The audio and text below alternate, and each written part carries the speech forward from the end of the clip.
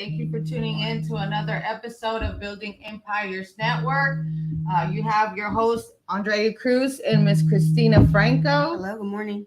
Yeah, and today we have a special guest is Miss Shea Johnson from Patent Title. Miss Shea, you want to introduce yourself?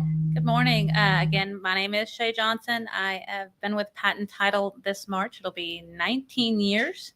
I love my company. I love what they stand for, and I love the people that I work with. And I think that's what's going to keep you at a job for 19 years. And to me, it's not just a job. It's something that I really enjoy, something that I love to do, and something that helps other people and keeps people out of trouble. So Right. I really enjoy helping people, and this is my way of just giving back to the community. Awesome. Yeah. Hey, thank you for always keeping me out of trouble. Yeah. So, did you want to ask her? Yeah. So one of the things, Shay, I know that a lot of things have been changing with a lot of title companies. Like one of the biggest ones is, let's just say this before we skip all the way up there. Can you explain to them right now exactly what title is and the importance of title? Okay, so there, like she said, there are many people who have purchased properties throughout the years without title insurance, and they don't understand the benefit until they go to sell or refinance that property they purchased without title insurance. When you purchase a property with no title insurance, there is no guarantees being given between one person to the next person. You're literally just recording a warranty deed and hoping that it all goes well.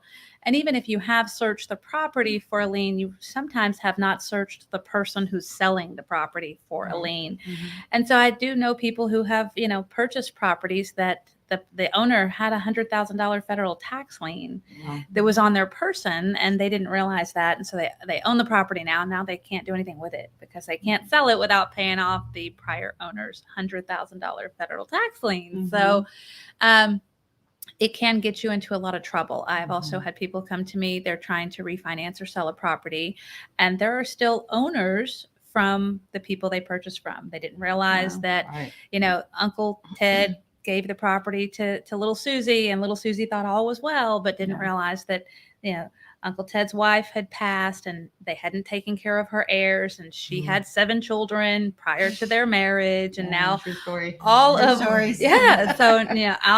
Uncle Ted's wife's children need to figure out how they want to deal with the sale of this property. And so it turns into quite the nightmare. So basically purchasing title insurance starts out with, hey, we want to open title with our contract, and then we get a title commitment, and it says everything that's on the property. It has everything that's on the person who's selling the property, so that you're clearing the liens of the property and the liens of the person, anything that could affect the property moving forward. So title insurance, in fact, is when the day you purchase the property, you get a policy that says that what happened prior to that day is now all been looked at by this title company, and they're giving a policy that says those things are not going to affect this property anymore because we're going to clean the property up, and we can't actually do this policy unless we get rid of this and this and this. And sometimes you'll have to bear with us because it does take a little bit to clean up those things or speak to those 7 heirs and figure out how much money they want and all those good. And so it takes a little time, especially if there's a deceased party on title. Those things take time. But at the end of the day, you're getting, as a buyer,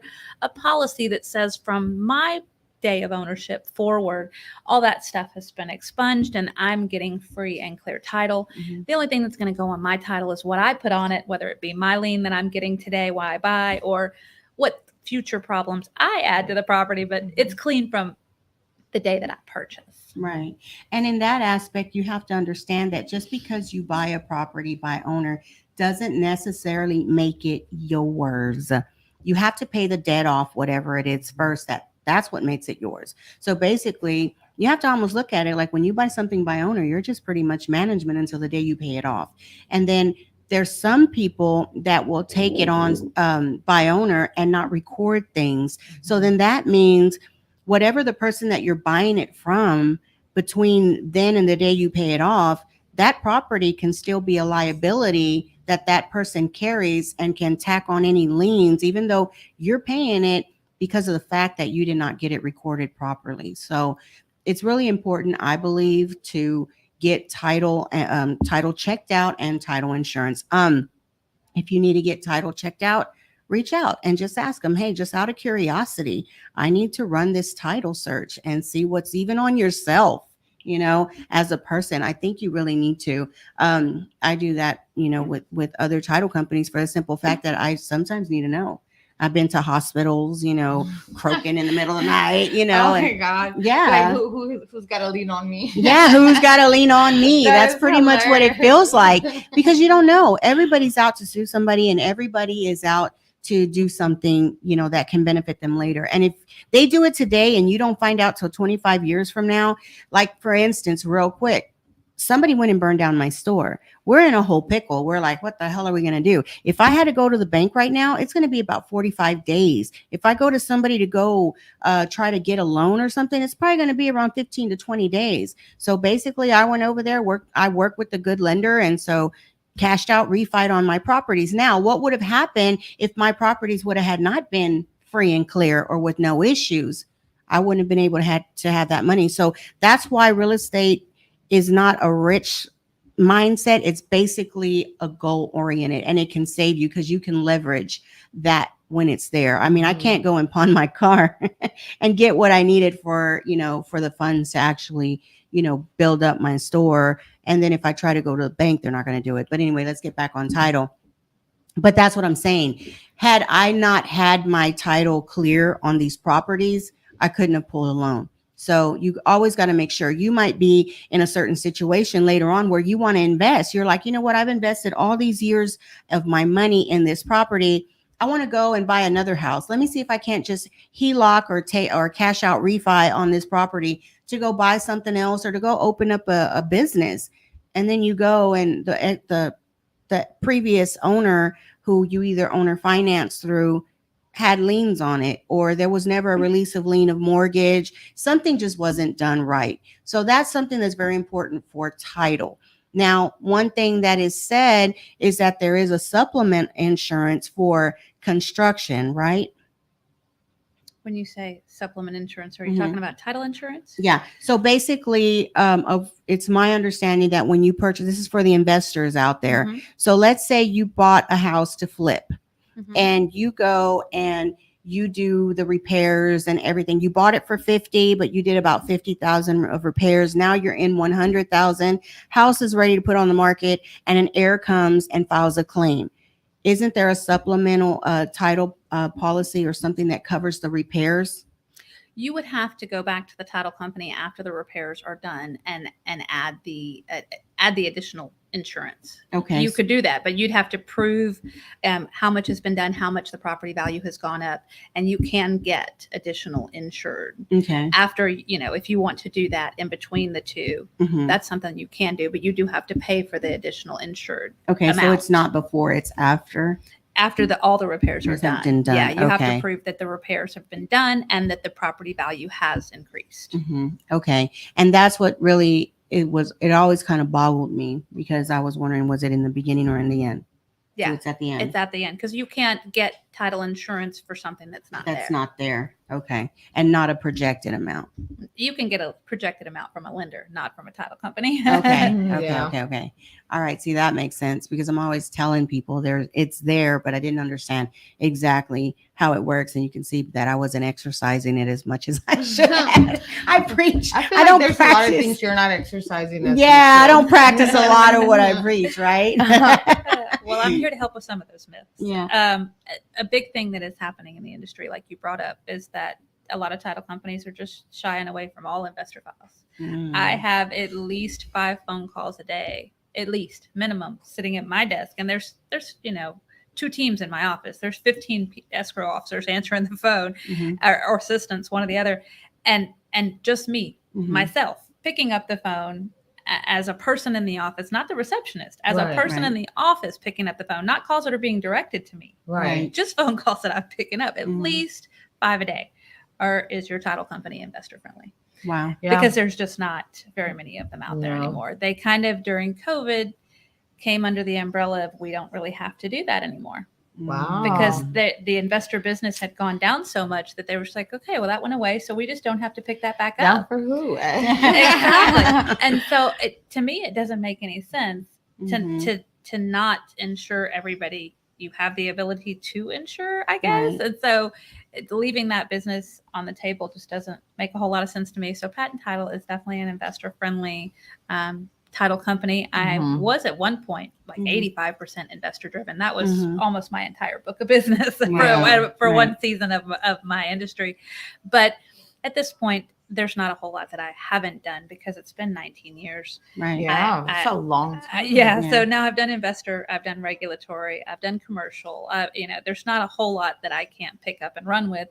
And that being said, it makes it where you don't have to know the title stuff. You have a title company. If you work with us, you have a title company who does know all the things. So you don't have to learn my job. Right. I don't know how to do y'all's job. Right. I hope to one day be an investor, but I'm not right now. Yeah. One of the things you mentioned was too that you guys actually go look for the errors and stuff like that. Like we have, if somebody tells us they cannot get them. Yeah, and because we have been told, oh well, you're not going to be able to reach them because he's on a boat somewhere, blah blah blah, and we'll do our own research. Nice. That's nice. We will go and do some research, and we're not going to hire a PI or anything on your behalf, but we are going to do some research to find out, is this person really gone? Because we're going to have to send an email to the underwriter as to what what's happening.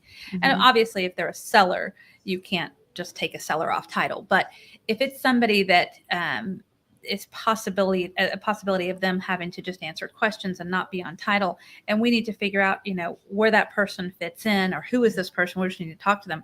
We'll go find.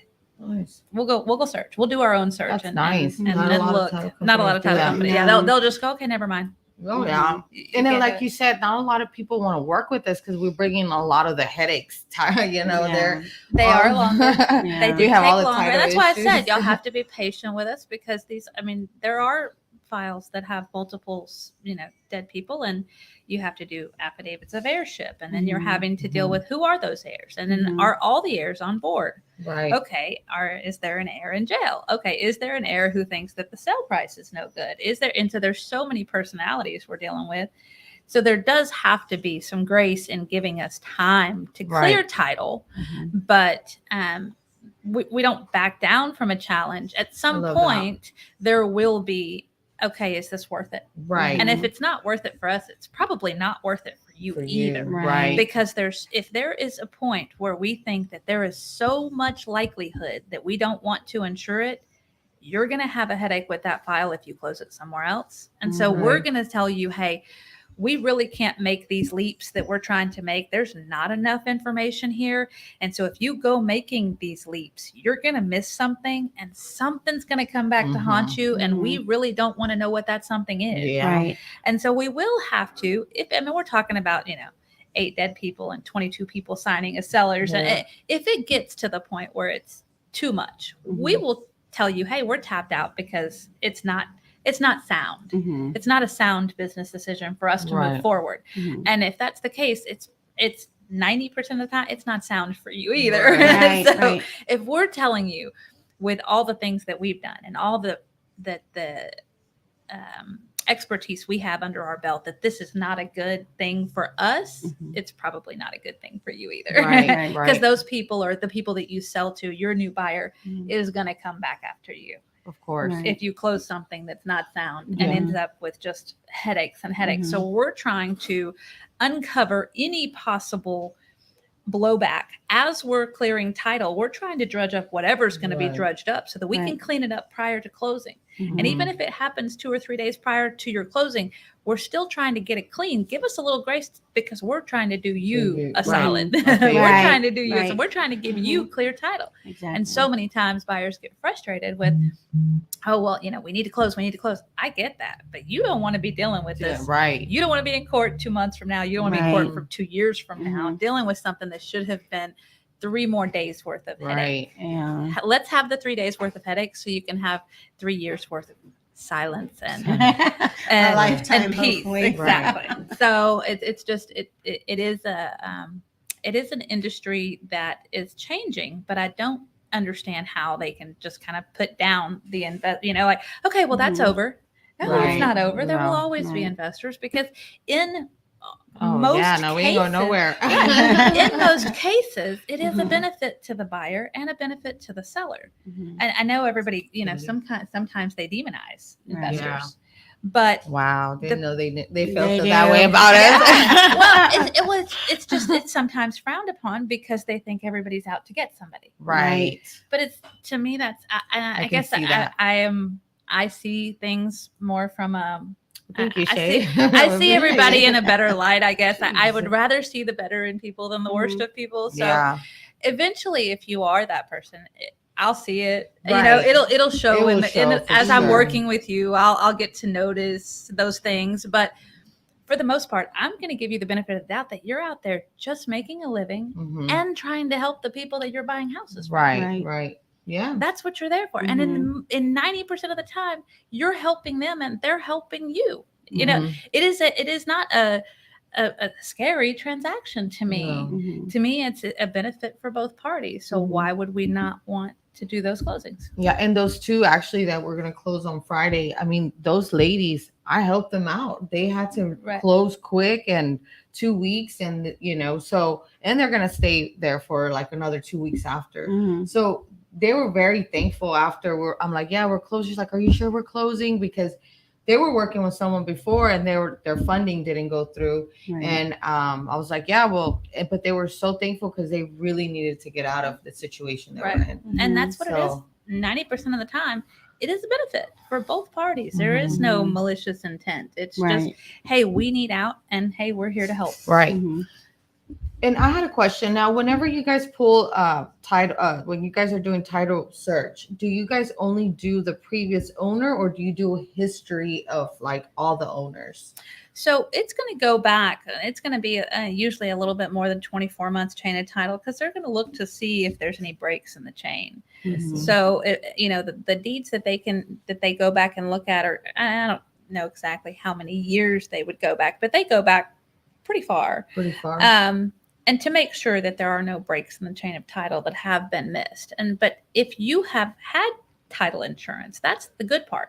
Right. If you've had title insurance on this property and then they go back another deed and there's more title insurance on this property, then they're like, oh, okay, they're feeling more and more at ease. Our examiners, as they examine, are not really having to stress out because there's Right. been multiple insurance binders Insurance. issued by all of these different title companies. So their stress levels when they're going to examine, okay, there's been title insurance here, there's been title insurance there. We're kind of in the clear. Mhm. Let's go ahead and issue this commitment. Whereas you didn't do title insurance because you bought from your relative, and then they didn't do title insurance because they bought from their relative. They're going to start digging. Mm-hmm. Yeah. Right. And they're going to go back as far as they need to Wow, go okay. back to bring up every possible problem so that we can clear all the issues. Mhm. And there will be plenty, because anyone who has purported as a seller, in other words, anyone who's ended up either inheriting or has been on title or has given title, all of those people have to be searched. Mhm. Right. So even if they got off title already, it doesn't matter.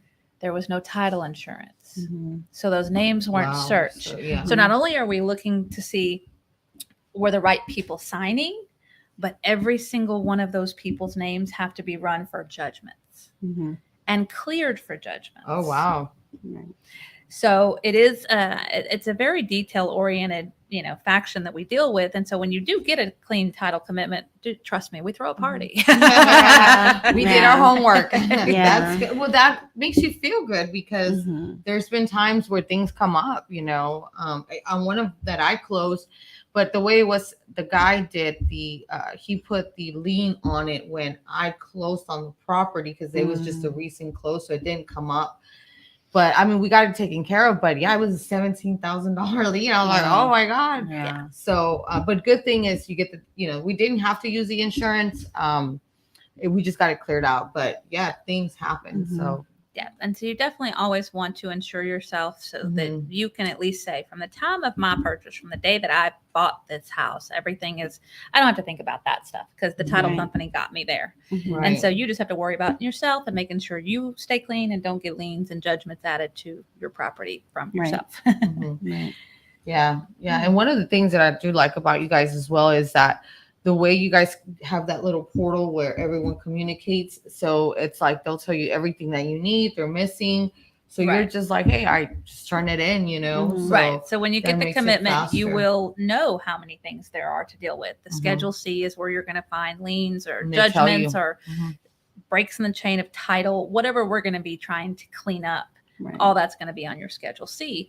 And so when we send you that commitment, we just put it all there on paper. Hey, we have a item number 4 on Schedule C. We're going to need to get a payoff. Item number Mhm. 5 on Schedule C. Look, this is a break in the chain of title. Item number 6. Look, this seller may be in bankruptcy, and we may have to get a letter from the bankruptcy courts just to proceed. Right. We're going to tell you, hey, this is what we're looking at, Right. so that you're not getting the commitment and going, oh, it'd be great if I could read this. Yeah. No, and yes, when I started, that's how I'm like, I don't even know what I'm reading. It Yeah. took me a while Yeah. to, I agree. So that's really good that they do that, because I did see on those emails how you guys do the breakdown. I'm like, oh, this is really neat. Right. It makes it where you don't have to be the Organized. expert. Yeah. You just depend on us to do that for you. And then you can call and go, okay, I saw this, that we're going to need this for Schedule C. What does that look like? Mhm. What is a guardianship? What is, Mhm. what are these things that I've never heard of? And Right. then we'll go into further detail, but letting Right. you know how many issues there are, that's the biggest Right. thing right up front, because then you're going to set expectations for your buyers or your assignees or Mhm. whatever the case may be. Once you Mhm. know how many problems there are, then you can figure out, okay, this Mhm. all they need is a payoff. Good. We can close in a week. Mhm. We can close in 2 days. As soon as they get that payoff, we're done, or Mhm. they have, 7 things on title, and one of them's the city of Houston, and one of them's Oh, this, yeah. and one of them's that. And this is going to take a couple of weeks to clear. And so I need to set the right expectation. I need to get an extension. I need to set up my assignee, tell them, hey, you are going to have to wait. So if you have another, job that you're working on, you can go ahead and put that one first, because this one's not going to close for 2 weeks or 3 weeks, Right. because we have to do Mhm. affidavits of heirship. And now we found out that there's this other person I haven't talked to yet. Mhm. So, I mean, it lets you know what you're dealing with, so you can Right. set the expectations so that you look good, because that's Right. what we're there to do. We're there to help you look good at doing what you do. Right. Yeah. And how do you handle like the ones that where there's three heirs and you buy out 2 heirs, but there's one that doesn't? Is that something that you guys could record? There's one that doesn't what? Want to sign? Well, no. In other words, it's almost like a partnership, because let's just say it's a commercial building or even a house. And let's say that there's 3 heirs all involved, but 2 heirs signed it over and I purchased it. And there's 1 heir that is still there and owns a certain amount, but I've bought 2 parts out. Do y'all insure that or record it? So you're wanting to get title insurance missing a seller. That's not going to be possible, Mhm. because Well, then it's you not don't missing a have- No, but I seller. don't It's think buying they can out do too. because she bought the portion of the other Of the 2 2. heirs. Right. So you bought interest. Interest. And so now you're just an owner, and you're doing the same thing that you're telling people is not really that great of an Mhm, idea, because you mhm. don't have title insurance right Mhm. now. Okay. Because there's not, if you're purchasing a property, whoever the seller is would be signing at closing. Mhm. So if you're purchasing a property, all of your sellers need to sign. You're purchasing interest in a property, which means you don't have full ownership. Mhm. Of course, now they don't have full ownership either, because you Right. have interest in the property. Right. But again, you haven't purchased title insurance. Mhm. So whatever was the 2 sellers you sold from, whatever's under their name, that attached to that property, and whatever this guy continues that's on the Mhm. title with you, whatever he continues to put on the property, Mhm. you're also having to deal with, because Right. we can't issue title insurance on. Mhm. It's basically like coming to closing with 2 sellers, Right. Okay. Mhm. because we wouldn't be having, we can't issue a partial policy. Policy, Okay. yeah. All That right. makes, unless you marry him. No. Right. Yeah. No. Sorry, I always laugh at my laugh. It's always so like out there. I laugh at my own So, jokes. yeah. No, because that is one that a friend of mine is looking at to buy 2 parts out of. It's an old HEB building. Well, that is a building. Yeah. That's a Yeah, different story. it's a building. So it's an old HEB building, and they're thinking of. But then keep in mind, Yeah. he's going to take whatever the other Yeah. seller, all his liens are going to be now his. Yeah. No, there's no liens on it. It's just how to Right. insure But those 2 people who already deeded off with no title insurance, Mhm. all of their judgments that are at the county have already Mhm. attached to that building. Right. So maybe just Do a create the title- whole thing title search and sell it to an LLC where those two people are involved. Yes. I think that would be the best. I just There you answered go. my own question. happens Yeah, all the because you're time. talking about doing something with no title insurance. But sometimes So- you have to hear yourself and let somebody hear you, and then you think back to yourself, and it comes back. Well, Okay. and sometimes if it makes a better business decision for you not to miss out on the business, Right. you have to make that decision. Right. But that's, if you're It's gonna like you're gonna marry the guy that would do Yeah. one LLC. Yeah. yeah. So it's just a matter. I mean, and I have open title with the intent, and then two people ended up ready to go and ready to sell, and one of them didn't. And I have Mhm. known people that I opened title for with the intent to do the purchase, and one of the family members didn't. And he was like, "Okay, well, can your doc prep company do a deed? Because I'm going to go forward with this anyway." I'm like, "All right." So I just Yeah. sent him to our doc prep attorney, and they do the warranty deed and all. I'm not going to tell you not to. But they Yeah. just Because don't it's- have no it's- title They It's just don't insurance. your have business insurance. decision, Yeah. and you Now, can't is that come back to something me. You guys provide though, like We have an in-house doc prep attorney, Oh, so Yeah. that's good to know. so anytime Let me anybody hit needs that direction anything, myself. we have an in-house doc prep attorney, so they can work on Some of them you have to kind of do it that way, Yeah. Yeah, it's just that business decision. You're right? you're Mhm. basically at that point. You're kind of you're deciding within yourself that either A, this is a good enough business decision to take whatever the loss is, Right. or Right. B, I'm willing to own this property Mhm. forever, Mhm. because it may be something you can never sell. Right. Yeah. So you don't would want have to be those. willing to take the risk of this person has $100,000 federal tax lien, and I may own this property. But you can do like a little forever. title search before as well. You just don't get the title insurance. Right. Mhm. We Yeah. have on our website for patenttitle.com, you can go to the little abstract section and you can buy a title search. Oh, Yeah. okay. I didn't know that. Mhm. Mhm. Huh. And how much is that? It depends on what you're getting, but the Mhm. basic one is $150. Mhm. And What then if you you're can- a good client? Right. the title searches have nothing to do Yeah. with title Right, insurance, so that's right. not me. Yeah, but I think So that's that's a good something head separate. start because sometimes we put so much work into these properties Yeah.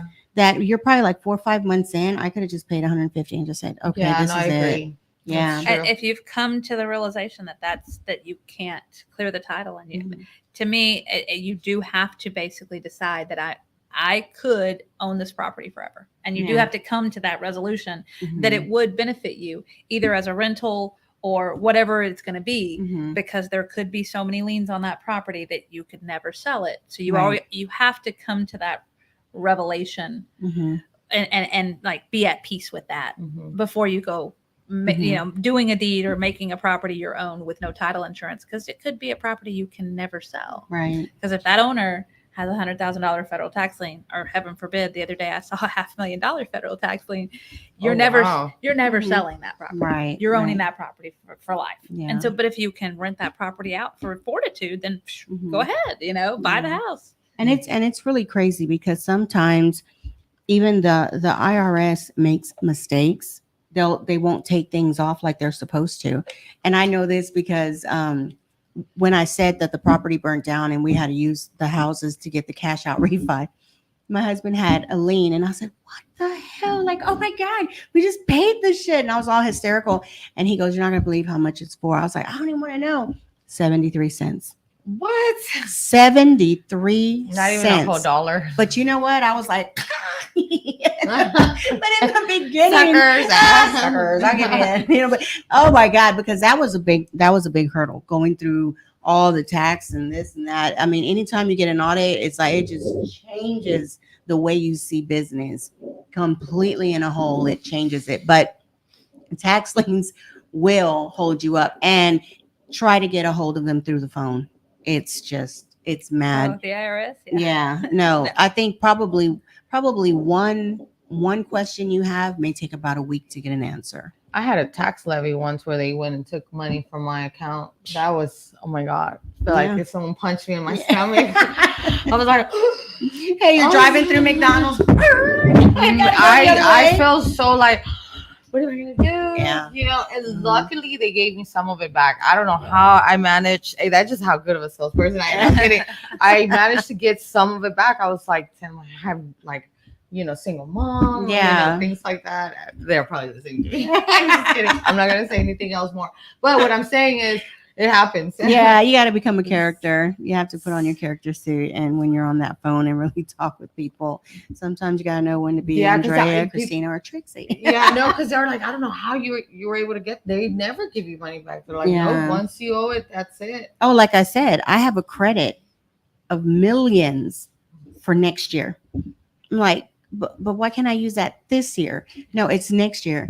Like, so I'm supposed to eat beans and rice this whole year, and then next year I'll be eating the steak. Like, Wait, well, call me jeez. next year, Christina. Yeah, I'll call you next year. Call me next year. No, but you know I what hope it you use did? up those credits. Yeah, shoot. But what it did do is it put things in so much of a different perspective.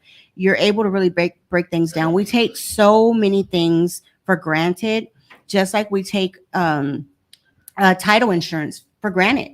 You know, people go and buy things and they think that it's clear, but when you really go try to do things legitimately, it's not right. And then they get mad at the person preparing, but you can't. You just got to understand, you just made a bad deal. Just like us, we can make bad deals. We'll put 2, 3, 4, 5, thousand in earnest money, and the guy runs off because you put the check in his name. And you have to know those different things. That's another thing. If you give a title insurance your earnest money, do not do it in the name of the company, because you're giving title company permission to release that money to that person, and it's not the title company's job or responsibility to hold that, because you've already made that. But I thought you have to payable sign to the them. release of earnest money. Like the seller has to, like we would have to sign the release. Well, it's when it's patent. Like, say you wrote it to patent title, and I'm gonna tell you because I had one. You probably don't remember me. You probably don't remember me. Like, what? She I'm has so stories confused with as to people what and y'all they're are like, "You talking don't about. remember me." Yeah, no. I had bought a property from an investor, and we could not get things clear. It just stayed so long. The expiration date of the contract was like, say, the 15th, and we were already on the 30th. And they're like, give me more time. We gave it 15 more days. So 30 days had already passed. So we're like, you know what? Just give us our earnest money back. And they were like, no. But see, after learning one time that you need to put the earnest money in the title company's name, then, we did. Because if you put the earnest money in the other person's name, Oh, I see what you're saying. and yeah, Okay.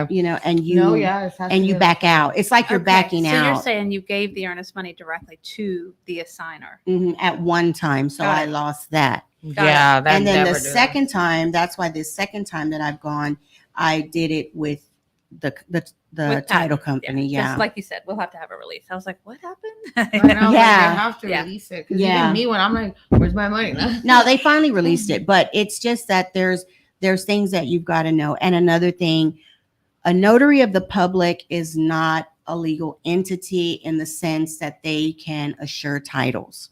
Oh, They're no. just witnesses to Yeah. whatever Yeah. documentation. Yes, notaries That's do not it. mean anything. As They far don't as mean title insurance. no. And so many Hispanics. I was gonna say they think. It's funny because I was gonna get a house from a Hispanic, and she's like, I have to talk to my notary. Like, yeah, I if, was like, what? if Yeah, she was like, I have heard that a couple of different times where Mhm. people think because they went to a notary Mm-hmm. that was insured, and I'm like, no, Yeah. a notary can has see that happen. absolutely Mhm. they have no power except for they have a stamp that they purchased, Right. and they don't have a felony. Right. I mean, right. that's really you have to Mhm. go get the insurance, go get the stamp, and you do have to not have a felony, and you do have to, but there's nothing that gives that notary any power other No. than they're saying that they saw you sign the document that was put in front of them, and that's what they're Mhm. they're saying. There's no insurance behind that. There's Right. no assurance behind that. No. It's So, just yeah. like if you buy a car off the street, it's the same thing. Yeah. You need to go to somebody who can actually transfer title. You can do it yourself, go to the court, transfer that title, then they'll know. They're going to tell you right there at the courthouse, well, this guy don't own it, this guy owns it. So then you don't give that guy, the other guy, your money, Right. But Yeah. with the difference with title company, is the insurance, is the insurance, and you can file a claim on that. People are like, well, I could just do it because some things that, that shiny object syndrome, you want to go and you want to get it because it looks so good, but it's just not worth it. Yeah, it's just not I worth can it at see the that. end. Yeah. And at the end, it's not there. So one is the notary, and two, when people go with an attorney. I love you all attorneys, but you cannot insure. They do the same job as a notary, to be honest. Right. That's not being they're cocky, able to that's draw just up saying it. documents, and so Mhm. it's more legal in the sense that the documents are legal, Right. but there's no insurance at the end of the day Mm-mm. unless it is like a fee attorney and it's Right. actually a title company. Mm-hmm. But if it's just an attorney and that's all they do, there's no title insurance involved. Right. Mm-mm. Because they're not selling you insurance, they're selling you their legal docs. Yeah, and that's what you need to know. So an attorney can sell you legal docs unless they're a fee attorney, and that you actually get a letter of commitment saying that you have insurance.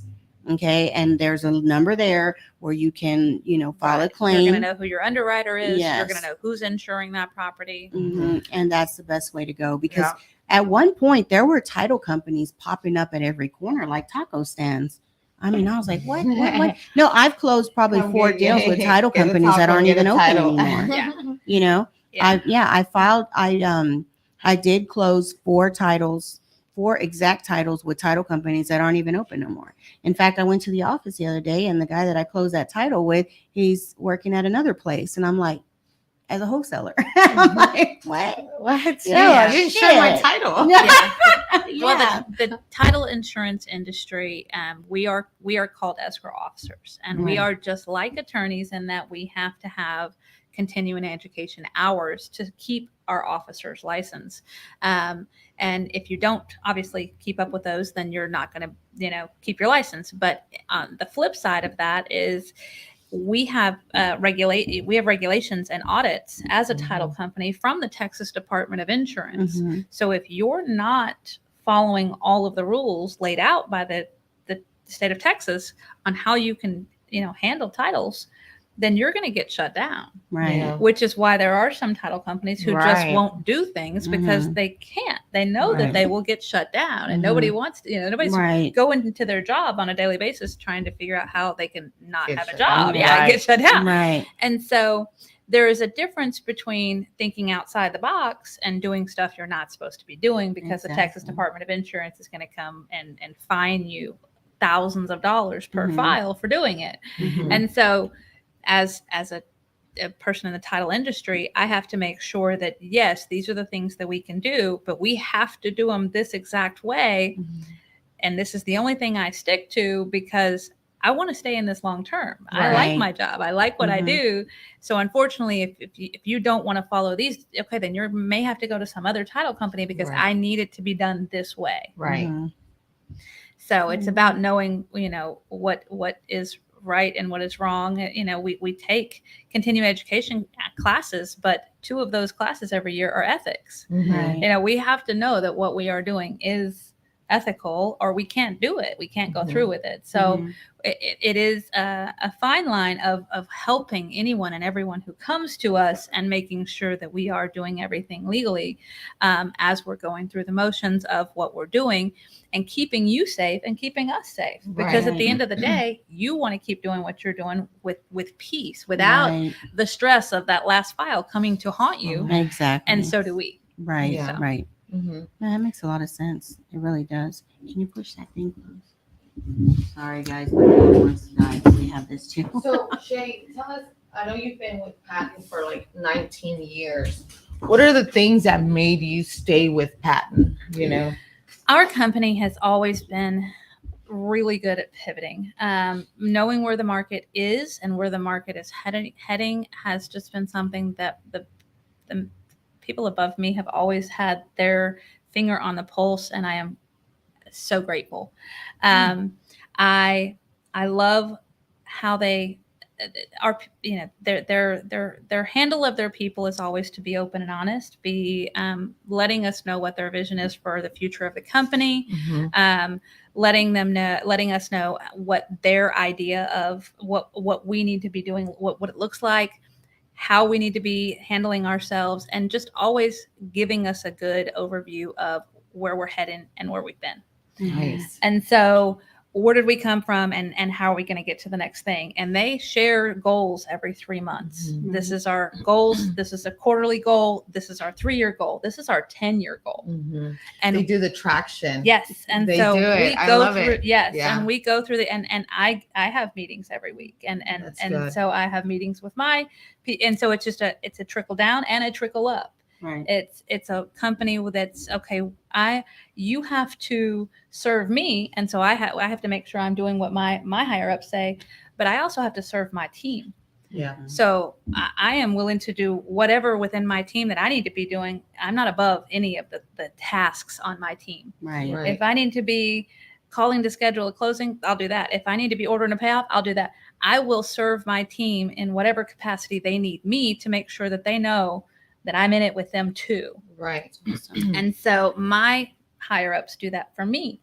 Okay, where are you? What are you struggling with? How can I help? What can I take off your plate? What's going to propel you into our next quarter to make the goals you want to make? And so in them pouring into me, it helps me pour into my team. So I'm asking my team members, hey, where do you want to be? What do you want to do? Okay, how can I get you there? Hey, do you want to switch seats with me for a week and I'll do your job? You do mine. Let's see how you do. Let's see what you struggle with. Let me help you in those areas. I love that. So teaching people under me to be me is my job. Right. Because if I'm not teaching them how to be me, I'm stuck where I am forever. Yeah. So I have to get you in my seat eventually so that I can move up to the next seat. I love it. There you go. And that company has That's actually very good taught process us structure. that. I love that. And I see that with the way you guys handle the files. You guys are so structured and so organized. And I'm like, yes, so I need in my life.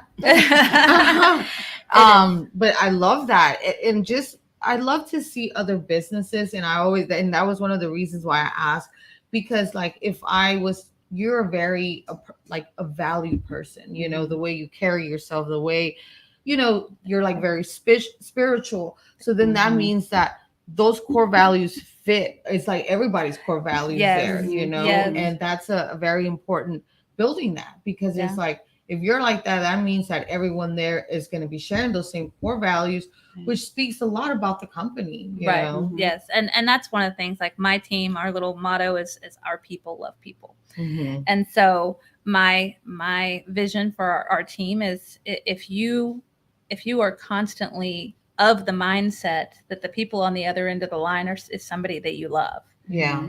And you love all people. And it doesn't matter who they are. It doesn't matter what they're going through. You're loving all people. Then how can you give bad customer service if you're loving on all people? And so that's pretty much how, you know, every day we have to talk about is, hey, today we love everybody. So make sure that the people on the other end of the phone know that you love them. And because it gets frustrating.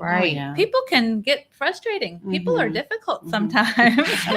Yes, they are. And so you just have to kind of put that at bay and go, okay, this is not them trying to be malicious. This is them going through a really hard time. Let me try to figure out what they're going through so that I can help them get past that and we can solve the problem instead of exacerbating them. Because it is hundreds of thousands of dollars in real estate that you're dealing with at any moment. And it is somebody's house. It's somebody's family. It's somebody's dead person. It's somebody's, you know, it's somebody's wife. It's somebody's husband. It's somebody's mother. And it's some place that they grew up. There's so much involved. That goes, And so if you're not loving the person on the other end of the line, they can set you off as not even knowing what they're going through, but they're just being mean. And you don't know how to handle it. And you're like, well, okay, what do I do? And so you have to stop, because they will take you by surprise with the anger, but you don't know why they're angry. You don't know what they're going through. And so that's what I have to talk to my people about is, hey, instead of joining their anger, or instead of joining, and just have them stop for a minute and ask them to explain to you what's going on so that you can understand, and then figure out how we can help. And if you can't do that, then try to stop the conversation as soon as possible. Because sometimes you just can't. Sometimes you're not in the mindset to do that. So I have to tell my people, hey, if you're not having that kind of day where you can diffuse somebody, just put it on pause so I can help them. Because I want to be able to give them the piece of, yes, we are helping you and we will move this file forward. We are for you. Our whole job in this scenario is to close your file. If we don't close the file, we don't get paid. So it is our goal to close the file, but we're not going to do it at our detriment or at your detriment or, you know, at the cost of anybody. But that is the goal. And so, you know, hey, if this hasn't happened yet, I am so sorry. Let me fix that, or let me explain to you why it hasn't happened yet. But just taking personalities into account and giving that customer service despite the fact that you have no idea where they're coming from, Mhm. and just and giving them the piece about, yes, the person who is working on this does care that I have this problem and they are working on it. Mhm. And that's what our goal, that's what our job, that's my passion, is to let people know that I have a job to help you. That's what I'm there for. Yeah. So Right. please don't ever think that we're working against you. We're just saying, hey, these are the things we have to get, and we're working really hard to get them. If you can help us get them, great. If you can't, please give us patience. We Right. are getting them as fast as we can. Mhm. So, and it is sometimes it is a process, and It it is. takes more than 2 or 3 hours. Mhm. Yeah. Yeah. And it is, if you're at home, especially the person who's at their house and they can't leave their house, there are several times where the person you're purchasing from is in a bad way, Right. Yeah. and they are fixated on this is their only problem right now, and if this one thing is going to solve their problems, they're Mhm. fixated on that. Yeah. Right. And so they're just calling and calling and Mhm. calling Right. Of and course. emailing it. But our job is to say, okay, this is what we're doing, and just to calm them down and give them peace of the situation. Mhm. And so that's why I said it's not an easy job, and it's Mhm. not something that everybody has built for. Right. But if you can take the mindset of people loving people, then you're Mhm. doing it for the right reasons. Yeah. Can't Yeah. say you love all people minus one. Right, exactly. You just can't. Yeah. But I really like the way you put that into perspective, because I think the way you handle yourself with Mhm. people has everything to do with it. I think that's what makes your business, grow and excel, because of the fact that you have a more of a personal relationship. They don't Right. feel like it's combative. The worst thing is working with somebody that you need or you want to work with, and it's so combative. Yeah. Right. And that's the whole thing, is just making you understand, yes, we have XYZ that we have to do because our underwriter said so. Right. Like, we're not making these things up. I'm Right. not trying to stop your Mhm. closing. Mhm. The underwriter said this is what it's going to take for us to insure. So now Right. my job is to figure out, how do we get there? Yeah. Right. And so, finding out how to get there the fastest way, that's what we're Mhm. doing. Yeah. And Yeah. so we get a lot of blowback sometimes Mhm. because it's not going fast enough. And I'm like, Right. oh, you don't understand. Yeah. This is the realm we were given. We are working as fast as we Mhm. can. And so there are times, we are human. So there are Mhm. times where something will fall through the cracks because there are 140 files working at any Right. given day, Right. But in that aspect, the goal is the same. We're never trying to stop your closing, but we are trying to make sure everybody's Mhm. insurable. Right. And I think the biggest thing, it starts from the beginning, when somebody has gone to like a wholesaler or an investor, and they're like, we will close in 7 days. Guys, it doesn't happen that way. It just doesn't, because you have to understand, you want to close in 7 days, but then you go and you give the number to the title company. Okay, I need you to reach out to this title company. Then it's realistic time. Right. That's Hey, when the those time 7 starts. days is just to get us in the door. Christina. Yeah. I mean, I have definitely closed a file in 7 days, sometimes less than 7 Yeah. days, but those are clean titles with one payoff. Right. Yeah. Mhm. Those are not, deceased parties, and There you go. You know. There's something to look at. So if you have a deceased party, even Right. some of you have certain liens, know that it's not going to be overnight. Right. Yeah. And the investor has to make sure that there's enough money and proceeds for you to cover your debts, because you're Mhm. not going to want to sell it for nothing, So a lot of people are like, well, I'll pay everything off in the proceeds, and they're getting like 40, but they want 50. So guess what? right. And That's asking not the gonna right close. questions to the person who's selling the property, Right. who is on title. Mhm. Do y'all owe taxes? Yeah. Oh, okay. Do you owe HOA? Because Yeah. sometimes Mhm. that's the forgotten question. Mhm. They think about the taxes, but they Yeah. don't think about, if this person is not paying their taxes, what are they Mhm. also not paying? Child Right. support. They're not. Yeah, exactly. Child support, HOA, whatever the Right. other not paying. And so They probably didn't pay you the have that sale price. contractor. The contractor. You have that sale price based on the taxes only. Okay, well, we're just Mhm. going to pay off taxes and move forward. And then you open title, and you're like, okay, well, and you get the tax cert, and you're like, okay, that was about what she said. And then Mhm. you get it an email from us later going, okay, well, the HOA is with an attorney and they owe them 10 grand. Yeah, And you're like, those oh, are a headache. now and a what? half. Yeah. So ask all the questions, get the seller intake, ask about the HOA, ask about the taxes. Right now, a big question, and I'm telling you right now, it's turning into a little bit of craziness. A lot of people have been in forbearance. Yes. Oh, A gosh, lot of people have been in forbearance, and that payoff that they have is not their only payoff. Yeah. Mhm. And what we want to talk about that forbearance is the 4 months during COVID that you did not have to pay and it went to the end, and now they're calling that part. They want that money now. Right. And you're like, where do I come up with 5, 6, 7,000, to pay them now? And then they're starting the forbearance and they're starting the foreclosure. Then they're doing all this stuff. So, No, I had one that it was at 39,000. Yeah. 39,000. And so he's thinking he's gonna walk away with money like in his house. No, you're not. Well, I mean, he Yeah. is walking away with some money, but not what he thought. Not what he thought. Because it's like his payoff balance, and then it's on top is that, Mhm. But he also did not pay, like he just didn't pay at all. Like Yeah. he just stopped paying. So it was that, and Well, obviously They he stopped paying. offer non-payment for a year. Yeah. Well, there you go. There goes his non-payment for a year. My Because it was a mortgage, year. It my was from mortgage 2020. company, when I lost my mom during COVID, I'm and sorry. because Sorry of to hear COVID, and I called just to see if I could move a payment.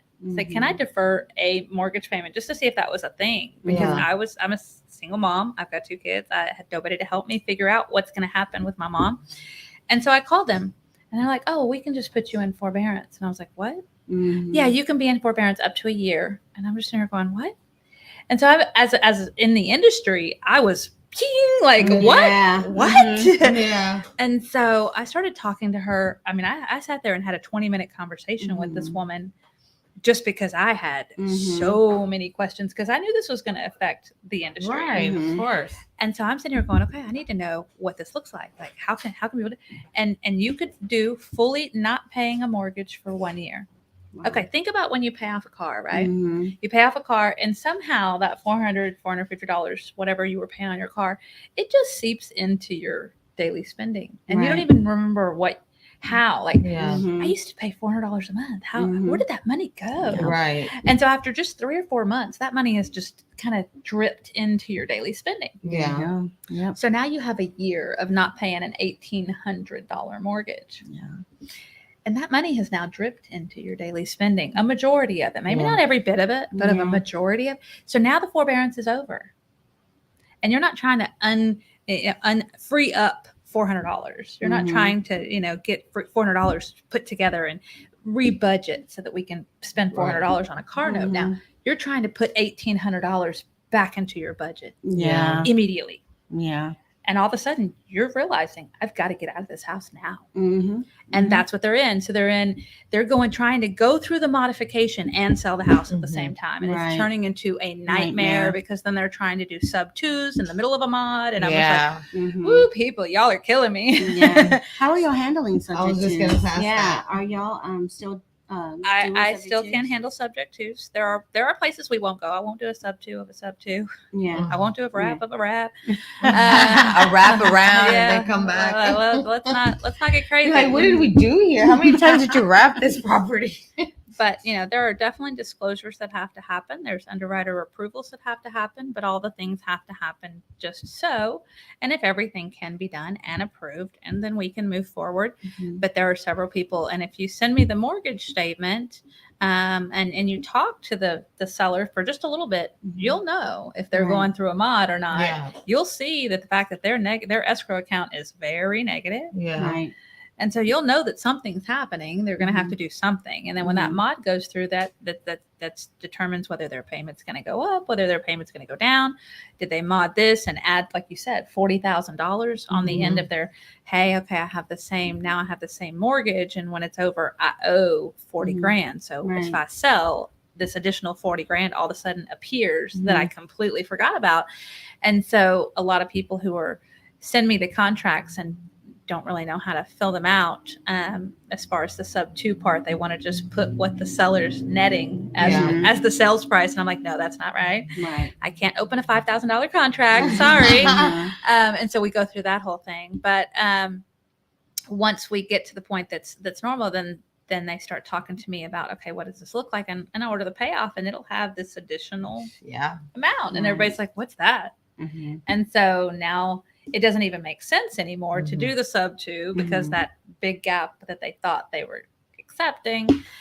But I mean, sub twos are a good deal right now because some people do have a 3 interest rate. Yes. Mhm. Yes. Yes. I do And have one that so- I'm working on like that. I mean, so sometimes they're good. And so you can't, throw the baby out with bathwater. Do you Right. guys insure it though? Like insure it? Like Well, when you do a sub two and you're insuring a sub two, you're not insuring the lien that you're not paying off. right, Yeah, of just the course. house. So but so do you you're still do, like, a taking title title. commitment? Yeah. You're taking title subject to the existing lien. Lien, So right. you get everything else insured, but you're Right. not getting insurance on what's not being paid. Mhm. But at least you get the other stuff. So that's But a good everything thing. Yeah. else is being cleared up and you're not getting to know. into so Yeah. doing sub twos or any kind of stuff without title insurance, you're just asking for Yeah, you're asking to right. run down a road that you can't run back Right. down.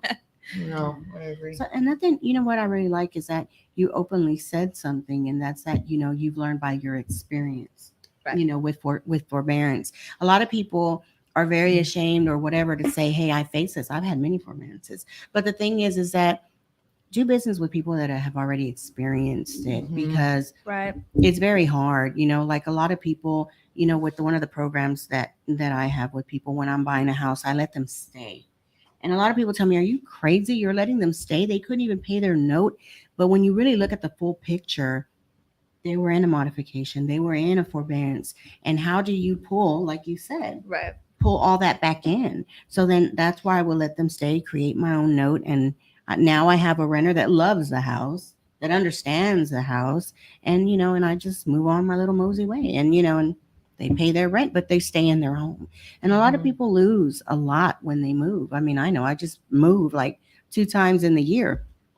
And it's crazy because you lose paperwork, you lose jewelry. Oh my God, my favorite earrings. I've got one shoe in my closet from my favorite chancla. I've got funny. one and I'm holding on to it in there. Like it's going to come out somewhere, Yeah.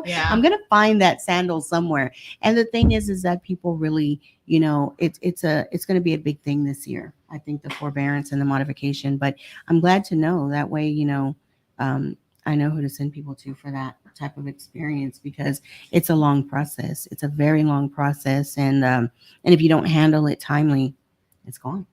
Yeah. It's gone. Yeah. Well, I appreciate that, Shea. Mhm. Yeah. Yeah. And then, before we do go, I do want you to kind of share what you talked to Christina and I about, your Spiritual journey. and what you're doing. And then maybe we can get Aldrich in here as well. So kind of, All right. Mhm. I am on day 12 of a 21-day fast. I do spiritual fasting at least once a year. And it's funny. I was just telling the ladies that it usually ends up about the same season every year. So the first time I did it was September 2020, and I had never fasted before in my life. And I jumped into 21 days, not knowing what that was going to look like, and didn't physically think it was possible. I went into it with, okay, God, if I can do this through you, this will really be huge. This will show me that I am stronger than I thought I was. So I went into it just kind of to see, is this even humanly, like, am I going to starve to death? Like, I didn't even think it was possible. I really didn't think that 21 days with no food That is crazy. was going to be humanly possible. I thought I was going to be like all malnourished looking and like just, I've been thinking about food this whole time we've been sitting here. But I really did just think that I would by day, even 12, even not even 2 weeks in, just be like laying in my bed going, I can't make it. I really did think it was just not possible. So going through the whole 21 days the first time and getting spiritual revelation day 16 the first time, second time day 18. This time it hasn't happened yet, but I'm only on day 12, so I'm expectant. But having the spiritual revelation of also knowing that I did have control of my flesh. Like I can say no to me.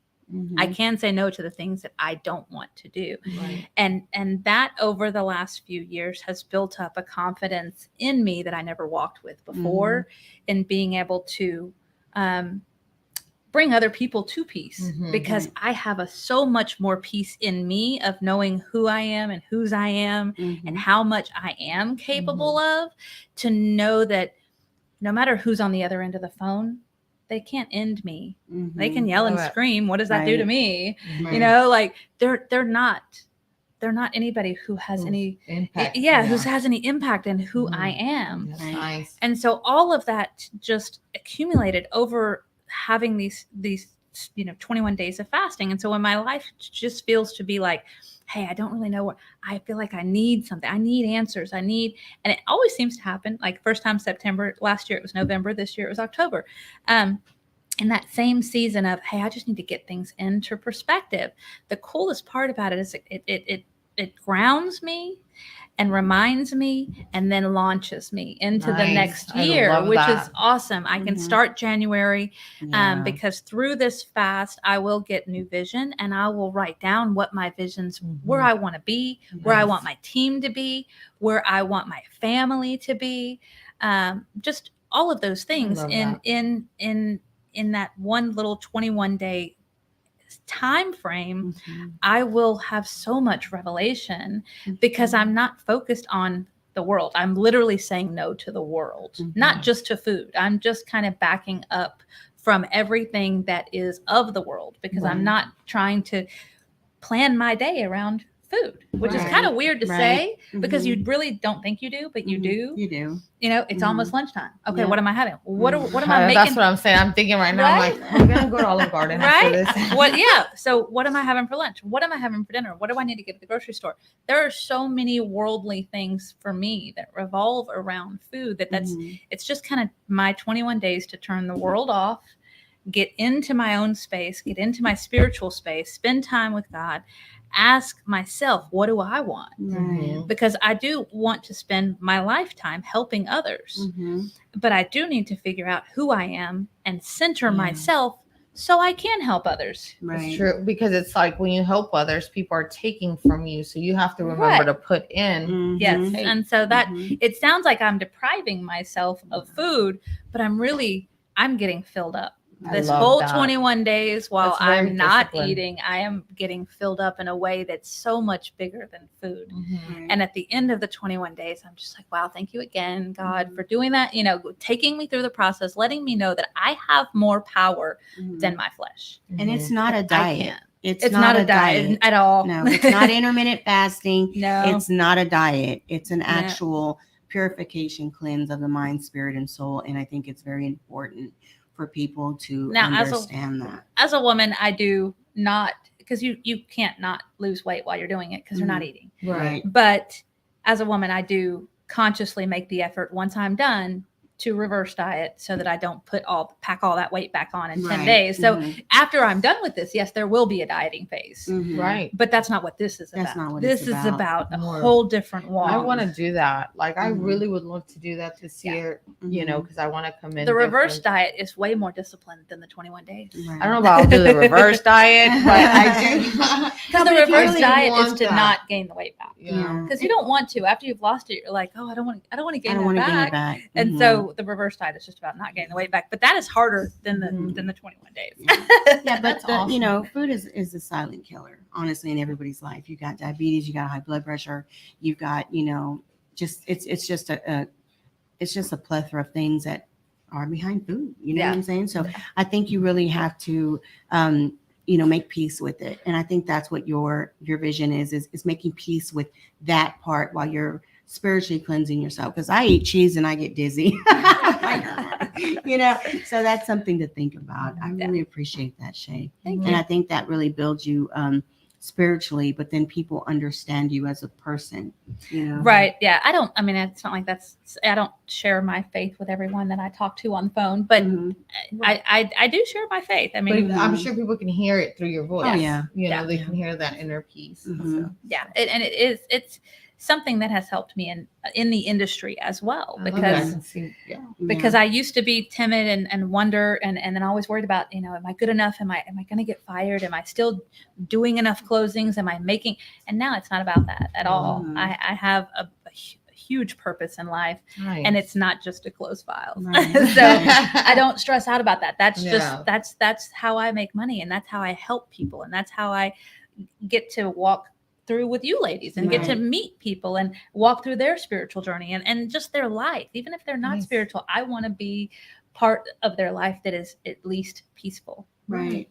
Well, thank you, Awesome. because that's always it's alys nice to hear someone's gonna add peace to your life. Right? Yes, That's yes. opposite. That is the hope. That is Yeah. the hope Yeah. that we do something that's it's simple but adds value to your company. Right. Mhm. Well, one thing before we go, I do want to put it out there to the individuals. Can you share the website again so that if then anybody also out we'll there Bring wants to find out about their property, because I know a lot of you who know me have bought property by owner and different things, and you really need to know what's on there, even if it's just for yourself. Just check it out. So Mhm. where can they go to? So our website is patenttitle.com. That'll tell you all of the locations that we have.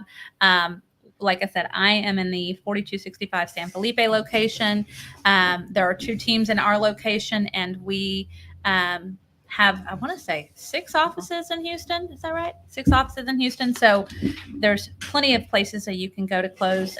If you have a contract and you're wanting to send it over to me, closingteam2@patenttitle.com is our email address. Okay, cool. Mhm. And then also, we're also going to bring in Aldrich. So you can tell us a little bit about that book that you read that you gave Shea. Yeah. Yeah. Yes. It's for you on behalf of Patent Title Shea. Thank you. And your handwritten card. Thank you. But thank you, thank you. Yeah, so if Here, you don't sit know down. me, Oh, there we go.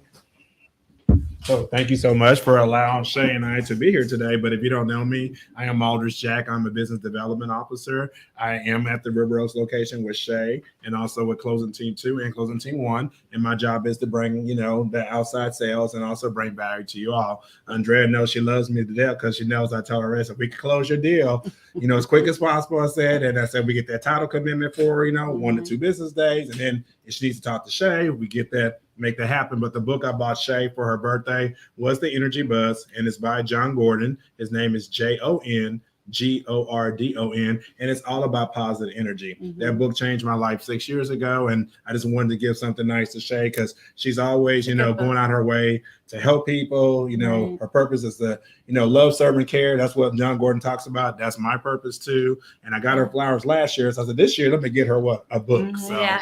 And it's good. I already started it. It's a That's a good really gift. good Yeah. book. Mhm. Yeah. And I do want to remind Andrea, she wanted to make sure, I don't know if she talked about it or not, but she wanted you to explain what is a memorandum. I don't know if you talked about it or not. Oh, you said no, we didn't. you said to please Yeah. remind. So- Yeah. Okay. Yes. So memorandums are things that you would put on a property when you get into a contract with your seller. There are some sellers who will try to get into other contracts with other buyers because they're trying to get the best deal, obviously. But if you get into a contract with your seller and you have title open and you have put down the earnest money and you're making all the parts of your contract where they're ironclad, you could go and file a memorandum. That's what would pop up. Title company to title company, I don't know what's open out Mhm. there. So if your seller now that got into contract with you has already gotten into a contract with someone else, I'm not going to know that. It's not going to pop up. There's no lien on title that says, oh, look, they're in contract over here. We don't, it's not like all the title companies have some website or have some like Of the way. files. Yeah, Mhm. there's Mhm. no way to know if there's title open somewhere else. So Mhm. that being said, with you being the buyer, if you have a really good deal and you're afraid that your seller is going to go open title or they're going to go get some other buyer and go open title at some other title company, you can place a memorandum on title, and that would come up where a contract's not going to come up. Right. The memorandum of title is going to basically say, I am in contract with this seller and I signed this contract on XYZ date so that they can see. And sometimes they'll even attach the contract. It's up to you how you want to place the memorandum, but it makes it where the other title company, when they pull title, will actually pull an actual document that says, I am in contract already with this seller. I have a question, Shea. Now, what if they were in contract like a year ago or it was months ago? Is it still a valid memo? So the memorandum is not necessarily valid or invalid. It is a cloud on title Okay. that has to be addressed. So Mhm. just FYI, if you do decide to file a memorandum, please put your phone number or some way to reach you, because Mhm. if we don't know how to reach you and you filed a memorandum, I'm not sure how much good it does unless, you're expecting the seller to tell us who you are and give us your phone number. But if you do file a memorandum, put your phone number on it. That being said, a memorandum is going to be a cloud on title that we have to address. So Mhm. if that memorandum is from a year ago and everything about that memorandum was ironclad and the right steps were taken to ensure that contract was all done properly and everything is still in place at that title company, then that memorandum can stick for up to 4 years Mhm. because that contract that you signed Right. has a 4-year time period. There you go. But does it have a 4-year time period? Any contract? Yes. Wow. I didn't 4 know years that. from the day that you didn't close. Wow. That is crazy. Yeah, my son had a memorandum on a house that a realtor went behind his back. He had an owner finance deal with the owner, and the realtor went behind his back and made him an offer, made the owner an offer a little bit higher. And he was like, well, instead of owner financing, I'm just going to go ahead and sell it outright. But he had already had a contract, memorandum, and agreement. And my son started doing memorandums because he lost a property not having a memorandum. So then he ended up going to court, went all the way through, and he won. So the guy does have to sell him the house and pay him for time that he has lost because he had to buy another home that he didn't want. It was a mess. I mean, we need to talk about that one day. But yeah, memorandum. Yeah. Something's always happening. Yeah, that was probably me poking the table. Hey, sorry guys, something always happens. It's okay. But yeah, so memorandums are very important, and I'm glad that you put that time frame. Just put it on Shea and them. Yeah, that'll be good. I'm glad you put that time frame because a lot of people think that it goes away within 30, 40 days. Come this way, Andrew. Right there. Yeah. Yeah, sorry. Something's always happening. Yeah, Do not hit the table, Christina. I have such a bad habit. And but yeah, that's very important. And I'm glad you shared that because a lot of people do not know about the lifetime or the Yes. term of And you want to make sure memorandum. that if you're going to file a memorandum that you have put your earnest money down Mhm. and that you do have potentially as many of the sellers as you can get that signed your contract. You just want to make sure that everything about your contract is not putting you in breach so that your memorandum is going to stick. Right. If you file a memorandum on a contract that you've put no earnest money down on, it's possible to move around that. I have moved around that before. So That's awesome. if you're going to file a memorandum, then you have to go through and do all of your part to not be in breach of their original contract, or Right. you're filing a memorandum on something that you didn't fully Mhm. invest Executed. in. That's Yeah. a very good point. 'Cause, Right. I do that sometimes. So Mhm. Yeah, so you can. I mean, if the title company that you filed the contract that you filed a memorandum for, if I can reach out to that title company and there was never any title insurance put down and it called for $1,000 worth of title insurance, earnest money. So there's $1,000 worth of earnest money that was called for on the contract that was never put down. Then it's all about if you go to court, who's going to win. Right. Yeah. Right. So if you went to title company and you put down this contract and you never put your earnest money in, then you are already in breach. Right. So Okay. your contract said you were going to deposit earnest money within 3 days. Then you breached before he breached. You see what I'm saying? Okay. love Mhm. it. Right. So That's a good So point, guys. yeah, because that's a little boomerang, to go back when they're always throwing, you can throw that right back at them. yes. And just to give her a shout out, I know she's not going to tell you, but Shea is actually speaking on November the 1st. She's doing a commercial networking event where they talk about off-market deals and regular multifamily deals. She's actually a speaker for the Red News, and they will be having a networking event. So I'll forward your information. Yes. It's the Red News National Women's Summit. Mhm. And it's 3 different panels. And it's the first panel is pretty much talking about how over women overcoming in the workplace, because Right. it is a somewhat of a male dominated industry, especially the commercial version Mhm. Right, of of course. real estate. And so that's one of the things that we'll be diving into. Yeah, share the I'm pretty information with excited us so about we that. can that share would it be in here great. too. Okay, Okay. I'll forward you. I bought my Yes. ticket this week for you, Shay. So yeah. Okay. Thank there you. you go. I'm excited. All right, guys. So we really want to thank y'all for hanging in there, watching, learning. And remember, we always try to bring as much information as we can to you to be a little bit more clear. Some of you aren't all investors. A lot of you may just be homeowners or heirs or, whatever. You might be planning to buy a house, but whatever you're trying to do, take all this information that we share with you and utilize it. Don't just try to be creative. Everybody who says they could do whatever they want to do and be creative, but at the end of the day, when you really want to get your cash out of these properties or you want to sell and you're held up, can't say that we didn't tell you. But anyway, guys, like we said, y'all have a Thank great you. day. Thank you, Shay. Thank you, Thank Aldridge. been And a we will pleasure. check y'all out later. All right. Bye. Have Bye. a wonderful Wednesday. Thank you.